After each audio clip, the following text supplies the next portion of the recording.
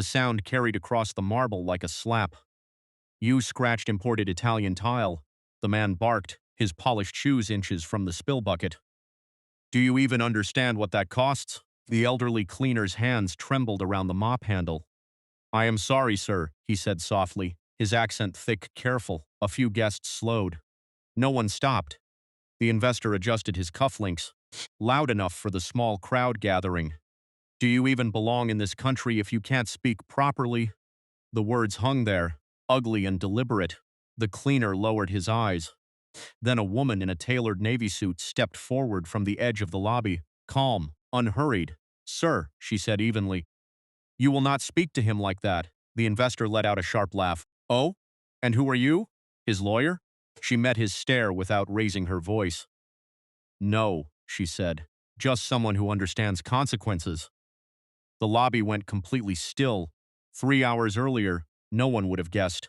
3 hours earlier, the lobby felt different. The Grand Meridian stood at the center of downtown Atlanta.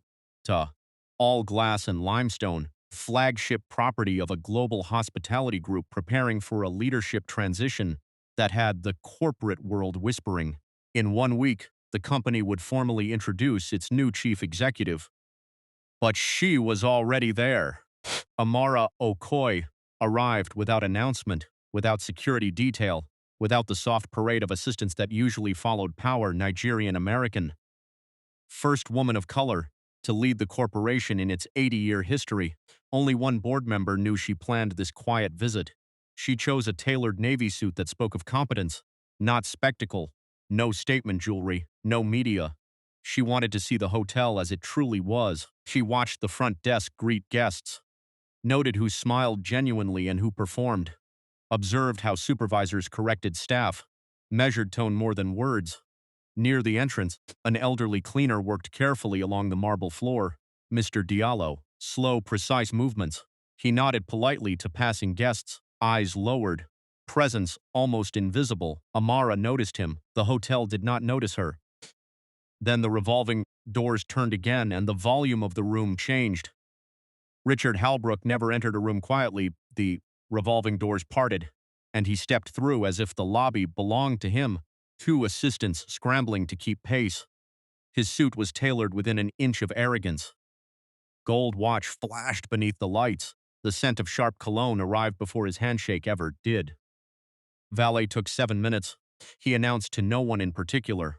Unacceptable. A manager hurried forward. Halbrook didn't slow down. You know how much capital I've put into this property, he said, loud enough for nearby guests to hear. I have a stake here, he said it again as he crossed the marble floor, near the entrance.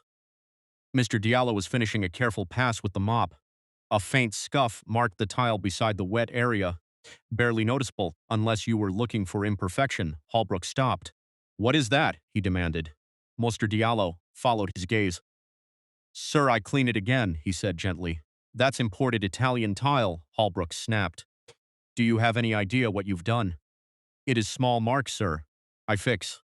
Halbrook mimicked the accent under his breath. A couple near the concierge desk exchanged looks. No one moved from across the lobby. Amara watched, saying nothing yet. Halbrook's voice rose another notch, and the air shifted. Do you even understand English? Halbrook demanded, his voice sharp enough to slice through the low hum of the lobby. Mr. Diallo nodded quickly. Yes, sir. I am sorry. I clean again. His hands moved faster now, careful but unsteady. The mop trembled slightly against the tile. Halbrook exhaled through his nose and nudged the yellow caution sign with the tip of his shoe. It clattered sideways. The bucket tipped just enough for water to slosh across the marble in a thin, spreading sheet. Now look what you've done, he said. As Mr. Diallo bent to steady the bucket, a few coins slipped from his pocket. They struck the floor one by one, metallic and bright, rolling farther than they should have in the vast echoing space. No one bent to help him gather them. A woman near the elevator stared at her phone. A bellhop stood frozen, gloved hands clenched behind his back.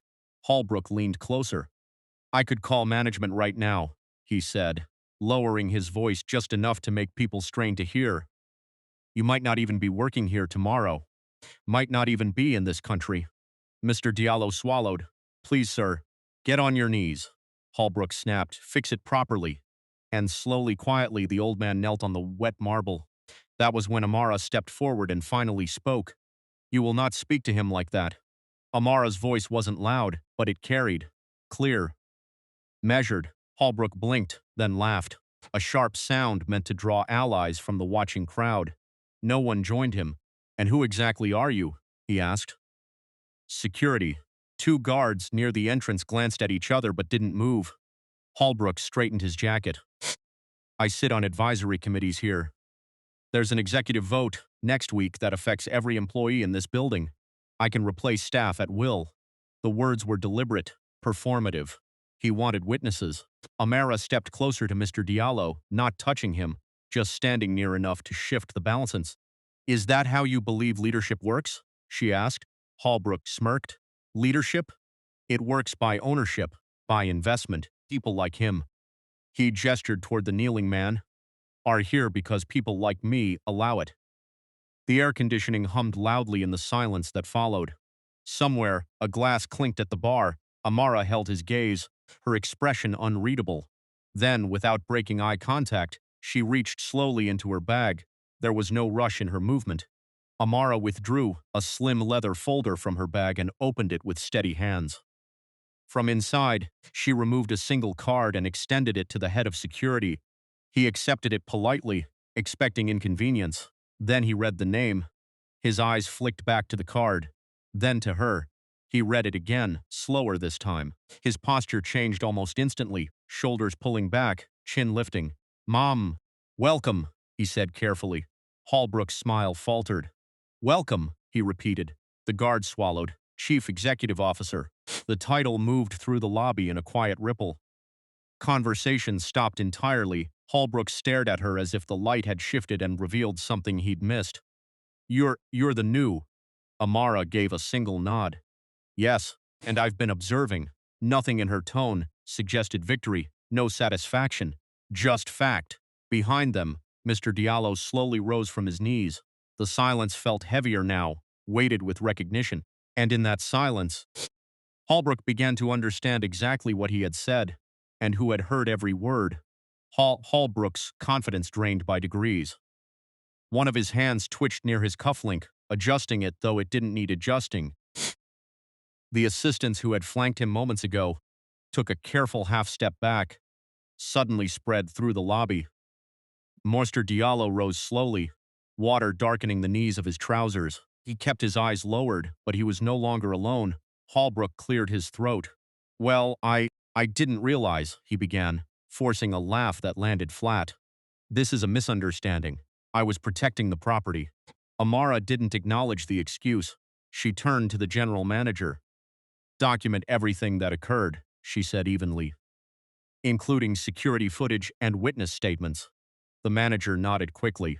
Then she faced Mr. Diallo. Are you all right, sir? He gave a small nod. Yes, Mom. Holbrook straightened, grasping for authority. Let's not overreact. I have considerable leverage with this board.